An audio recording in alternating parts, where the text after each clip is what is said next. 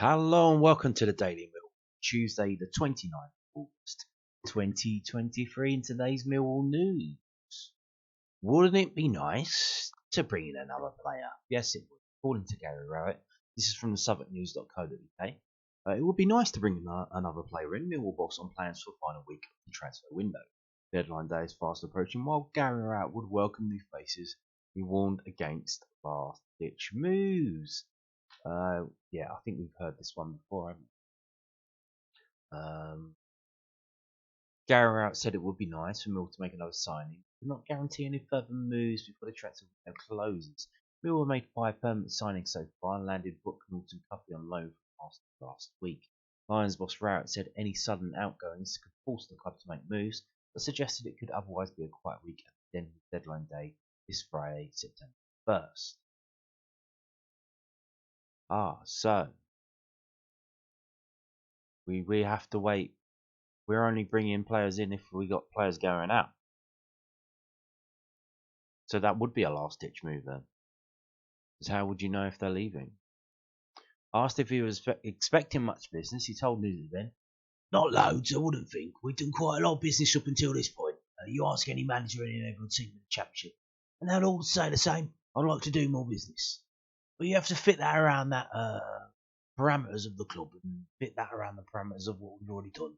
And also players going out. I think the squad's fairly light in numbers, so of course if anyone was to go out, then we certainly need to make sure we replace those players. It would be nice to bring another player in. We'll work hard to see where we get to. But what we don't want to do is get to the last day and have that sort of last-ditch feeling of we've got to do something. I think it either gets done middle of the week or not at all. I think it's the way we normally operate. So yeah, don't bother staying up on deadline day. Just wait. Just watch the videos on YouTube. This video, other channel, you'll find out that we haven't signed anyone, or if we have. Moving on to this from londonnewsonline.co.uk. Summer transfer window signing Kevin Nisbets big relief at first Millwall goal. Kevin Nisbet had praise for strike partner Tom Bradshaw after opening his goal account for Millwall. The Scottish international signed from Hibernian this summer netted in the first half of Saturday as the Lions defeated Stoke City 1-0. "I not scored in the first 3 games is a big relief," Nisbet told Millwall TV. "I can go on a wee run now, but it was all about the 3 points. I think I've done okay in the first 3 games, but if you don't score goals as a striker, you start getting criticised. But I put one away and it's the winning goal. Bradders is class. He creates so much space for me and Zion. He just runs and runs and runs. He tracks defences around. That's great for me." Yeah, that was it. It's a fair play. Yeah. Hopefully it is a run. And speaking of Nisbet and goal scoring runs, here we go. Millwall duo receive international call-ups. This is from millwallfc.co.uk. Kevin Nisbet and George Saville have been called up to the Scotland and Northern Ireland squads respectively for their September fixtures. The Tartan Army take on Cyprus in the Euro 2024 qualifier for meeting England in a prestige friendly at Hampden Park on the 12th of September. Northern Ireland and Saville, meanwhile, are in action twice on the road playing Slovenia, Kazakhstan, as they continue their qualification towards next summer's tournament. Any further call-ups will be announced on fc.co.uk. So here we go, Kevin Nisbet. These are the games. So obviously, when there's an international break, you have something to watch. You can watch the Millwall players and hope, pray that they're injured. And here's an idea.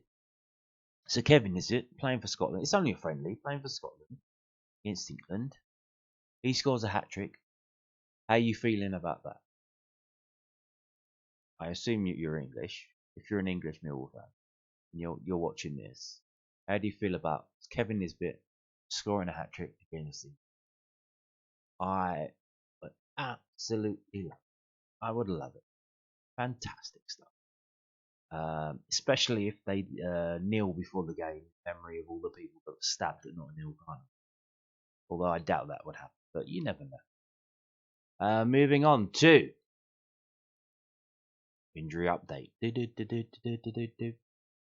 Should make this a regular feature because I think this is going to be a regular problem until it was last season. So Mason Bennett. Is Casper De Norre the new Mason Bennett? Millwall manager gives injury updates on Casper De Norre, and Sean Hutchinson took a whack against Stoke. The game against Birmingham on Saturday will be the last of September's international break. Gary Rowett said there will be no rush to hurry Casper De Norre back to full fitness after the Belgian midfielder missed the last 2 games. The Millwall boss said the 26-year-old will be assessed for Saturday's trip to Birmingham, but there was no need to take a risk with the international break looming. An issue with his back kept De Norre out of Norwich game, while he also missed a win against Stoke on the weekend. Rowett told News at 10.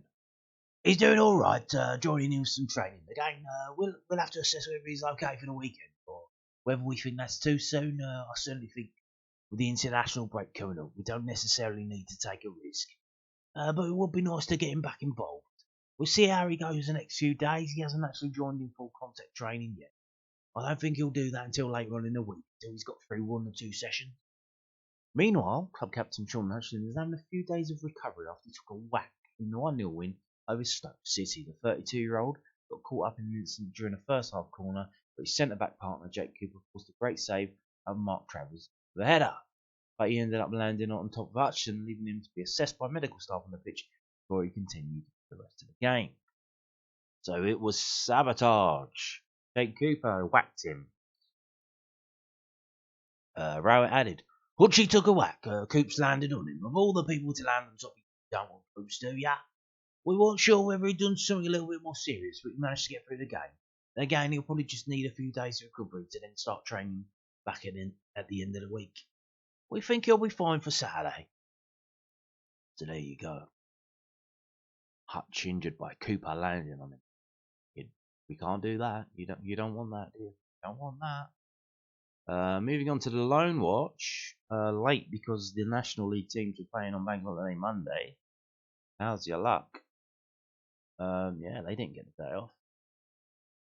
This is from southwarknews.co.uk. Millwall loan watch. Chin Ockley scores his first goal during grueling Bank Holiday double-header.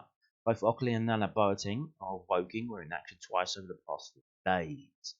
Chin Ockley scored his first senior goal as he helped Bromley to a 2-2 draw on the first of the 2 Bank Holiday week games. As is traditional in the National League, 50 clubs played twice during the last weekend of August, with Bromley heading to Rochdale on Friday night. Hockley scored a very impressive diving header to open the scoreline after a cross from teammate Josh Pasley. The 19-year-old defender's unorthodox technique saw him dive in the direction of the cross, but arc his neck to get a swivel on the ball, which bounced off the inside of the post before going in.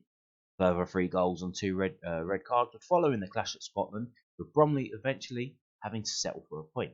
Their first win of the season did finally come yesterday as they beat Southend 2-1 at home to jump up to 17. Nana Boateng, the striker on loan at Woking, is having an even better time of things in terms of league position, with his club's 7th having registered 2 wins in 3 days. First came a 3-1 triumph at Gateshead before a 2-0 win over Dorking Wanderers on Bank Holiday Monday. That's a big game. That's Surrey Derby, Woking versus Dorking. Boateng came off the bench for 20 minutes for the first game with only a booking to show his efforts, but he got 80 minutes in the second match. Also coming on as a substitute was Alex Mitchell, making his first appearance for Lincoln City. The defender arrived in the final 11 minutes, replacing Adam Jackson in a 3-0 win over 10-man Blackpool. Lincoln sit 4th in the early League One table after an impressive start after former Millwall player Mark Kennedy as manager. Mitchell will hope for more game time in Wednesday's Carabao Cup trip to Sheffield United. In League 2, Salford City's fast start was hindered by Accrington Stanley. Who are they? Exactly. He took an impressive 2-1 win at the Peninsula Stadium on Saturday. Millwall only goalkeeper Joe Wright was left on the bench again and still eagerly awaiting the first appearance for the club, who hosts Leeds United in the League Cup tonight. And I can tell you they beat Leeds. They beat them on penalties. Jamie Shackleton missing the last penalty. Matt Smith scoring during the game.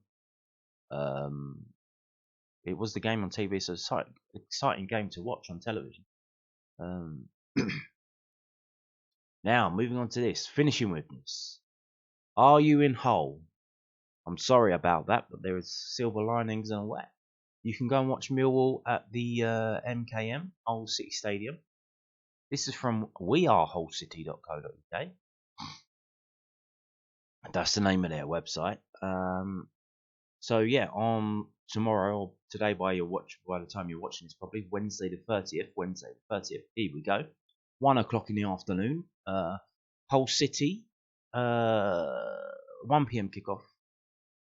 So obviously this is written from their point of view. Welcome Millwall to the MKM.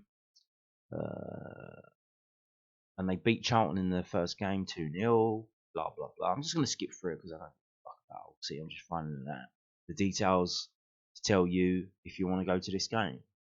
The last time the Tigers faced Millwall was the national semi-final, which was a fantastic game at the Den in May.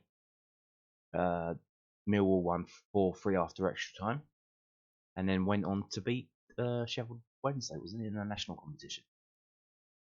The game at the MKM is free. It's free for all supporters to attend. Supporters wishing to attend the fixture can enter via exit gate 17, the southwest corner from 12 p.m. onwards, with the west stand lower open for the fixture. There's free parking, everything's free in the southwest car park, and refreshments can be refreshments have to be purchased. They're not free. In the west stand kiosk, please note that the MKM is a cashless stadium. Boo! So yeah. If you want to go to that on Wednesday afternoon, if you're in Kingston Down, there you go. 1 o'clock. And if you're not, now here's the thing: it says if you can't attend the fixture, the club will be providing coverage through the Academy's official social media channels on Twitter and Instagram. Now Twitter, that might just be live updates. I know you can do video on it now, what call it X and all that. But Instagram, don't you do like live streams on Instagram now? So they might be having a live stream on Instagram. I'm not too sure because you don't like update every little thing on Instagram saying, oh, there's been a yellow card, oh, there's been a red card. So you might be able to watch it on Instagram. I'm not too sure. So it's obviously the whole city's Instagram. I doubt Millwall will be showing it anywhere. But yeah. There you go. So check Hull's Instagram around 1 o'clock. It might be on there live, for sure. And on that note, thank you for watching, and bye.